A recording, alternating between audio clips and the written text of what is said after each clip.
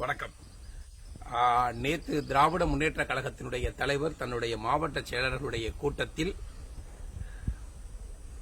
சில கருத்துக்களை பதிவு செஞ்சிருக்காரு. அவர் செஞ்சிருக்க கருத்துக்கள்ல மிக முக்கியமான கருத்துக்கள், யாரெல்லாம் அண்ணா திராவிட முன்னேற்ற கழகத்தோடு சேர்ந்து கூட்டு வைத்துக் கொண்டு கொள்ளையடித்துக் கொண்டிருந்தீர்களோ அவர்களெல்லாம் திருந்தி விடுங்கள், இது ஒற்றுமைக்கான நேரம் அப்படின்னு 10வது வருடத்துடைய இறுதியில் அவர் சொல்றாரு.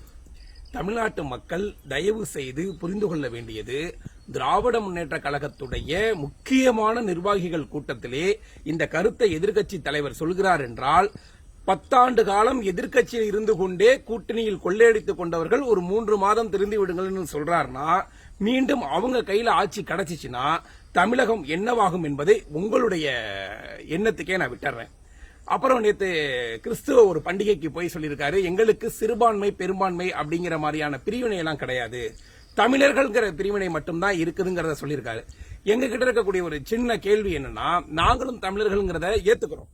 ஆனா இதையே நீங்கள் விநாயகர் சதுர்த்திக்கோ ஒரு ஆயுத பூஜை விழாக்களிலோ வந்து இந்துக்களுடைய விழாக்களிலும் கலந்து கொண்டு நாம் சிறுபான்மை பெரும்பான்மை என்கிற வித்தியாசம் எல்லாம் கிடையாது, நாம் எல்லோரும் தமிழர்கள் சேர்ந்தே கொண்டாடுவோம் நீங்க சொன்னீங்கன்னா நிச்சயமாக நீங்கள் உங்களுடைய மத சார்பற்ற தன்மையை நாங்கள் ஏற்றுக்கொள்வோம்.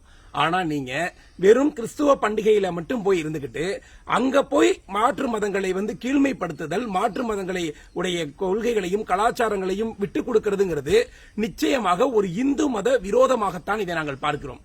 சரி, இந்து மதத்துக்கு மட்டும்தான் விரோதமா இருக்கிறாரு, அப்ப கிறிஸ்துவ மதத்திற்கும் இஸ்லாமிய மதத்துக்கும் ரொம்ப பாதுகாப்பாக இருக்கிறாரா எதிர்க்கட்சி தலைவர் அப்படின்னு சொன்னா, அதையும் திராவிட முன்னேற்ற கழகத்தில் இருக்கக்கூடிய கிறிஸ்தவர்களுக்கும் இஸ்லாமியர்கள் கையிலேயே விட்டுறேன். உங்களுக்கு எத்தனை மாவட்ட செயலாளர்கள் கிடைச்சிருக்கு, எத்தனை பேருக்கு இந்த சிறுபான்மை பெரும்பான்மை வித்தியாசம் பார்க்காத இந்த எதிர்க்கட்சி தலைவர் பெரும்பான்மை வாக்குகள் இருக்கக்கூடிய தொகுதிகளில் எதையெல்லாம் கிறிஸ்தவர்களுக்கும் இஸ்லாமியர்களுக்கும் விட்டுக் கொடுக்கிறார், எதுவெல்லாம் உங்களுக்கு இதுவரை விட்டு தந்தார், எத்தனை மாவட்ட செயலாளர்கள் தந்தார் என்பதை கிறிஸ்துவ இஸ்லாமிய சகோதரர்கள் திமுக சகோதரர்களே உங்க மனசாட்சியில கேள்வி கேட்டுக்கங்க. ஏன்னா சொந்த மதத்திற்கே உண்மையாக இல்லாத ஒரு மனிதர் எப்படி அடுத்த மதத்திற்கு உண்மையாக இருப்பார்? சொந்த மதத்திற்கு இருக்கக்கூடிய கலாச்சாரத்தையே கேள்வி கேட்கக்கூடிய ஒருவர் எப்படி உங்கள் மதத்தினுடைய பண்டிகைக்கு மட்டும் உண்மையானவராக இருக்கிறார்? இது ஒரு தேர்தல் நேரத்தில் எப்போதும் ஒட்டுமொத்த தமிழர்களையும் ஏமாற்றக்கூடிய வித்தை என்பதை அண்ணா காலத்திலிருந்து கலைஞர் காலத்திலிருந்து இப்போது எதிர்க்கட்சி தலைவர் காலம் வரை அது தொடர்ந்து கொண்டே இருக்கிறது. அப்புறம் அண்ணன் துரைமுருகன் ஒரு கருத்து சொன்னாரு, மாவட்ட செயலாளர்கள் யாரும் வருமான வரிக்கெல்லாம் போட்டு கொடுக்காதீங்கப்பா, நான் ரொம்ப காலமா இந்த கட்சிக்காக உழைச்சிருக்கேன்ப்பா அப்படின்னு தன்னுடைய ஏக்கத்தை கொடுத்திருக்காரு. தமிழ்நாட்டில் இருக்கக்கூடிய மக்கள் தன்னுடைய 60 ஆண்டு கால அரசியல் வாழ்க்கையை பற்றி துரைமுருகன் சொல்லும் போது தியாகத்தையோ தன்னுடைய இழப்புகளையோ தன்னுடைய பெயருக்கு கேடு வரும் வண்ணம் நடந்து கொள்ளாதீர்கள் என்று ஒரு அறிவிப்பை கொடுத்திருந்தால் நிச்சயமாக திராவிட முன்னேற்ற கழகம் ஒரு எதிர்காலத்தில் தமிழகத்தை நல்வழிப்படுத்தும் என்பதை நாம் நம்பியிருக்கலாம். அவர்கள் அதை பற்றியெல்லாம் பேசவில்லை. அண்ணன் துரைமுருகன் சொன்ன ஒரு வார்த்தை, 60 ஆண்டு கால நீண்ட அரசியல் நான் இருந்திருக்கிறேன், நான் கொள்ளையடித்து சம்பாதித்து வைத்த பணங்களை சொத்துக்களை வருமான வரித்துறைக்கு தயவு செய்து உள்கட்சியில் இருந்து கொண்டே போட்டுக் கொடுக்காதீங்க அப்படின்னு நேரடியாக தமிழர்களை பார்த்து சொல்கிறார்கள்.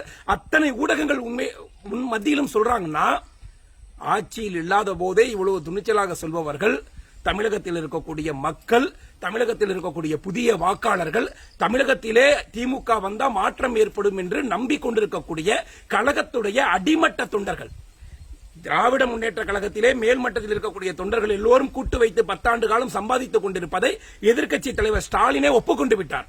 ஆனால் இந்த தொண்டன் டீ கடையில உட்கார்ந்துகிட்டு திமுக வேட்டி கட்டிக்கிட்டு என் தளபதி வருவார் காப்பார்னு சொல்லி லோக்கல் இருக்க அண்ணா திமுகவுடையும் மாற்றுக் கட்சியோடையும் சண்டை போட்டிருக்கக்கூடிய தொண்டர்களே, உங்கள் தலைவர் சொன்ன வாசகத்தை புரிந்து கொள்ளுங்கள்.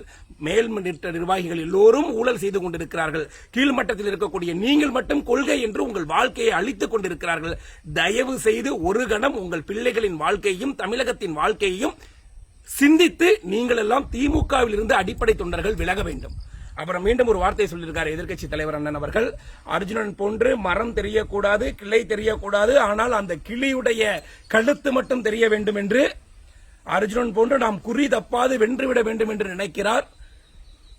மகாபாரதத்தையும் ராமாயணத்தையும் ஒரு கற்பனை கதை என்று சொன்ன திராவிட முன்னேற்ற கழகத்தினுடைய வாரிசு பிள்ளைகள் இன்று அர்ஜுனனுடைய கதையை முன்னுதாரணமாக எடுத்துக்கொள்ளும் அளவிற்கு இந்துக்களுடைய ஒற்றுமை கூடியிருக்கிறது. அதே சமயத்தில் இந்த கதையை கடந்த காலத்தில் சொன்ன அண்ணன் வைகோவுடைய ஞாபகம் எனக்கு வருகிறது.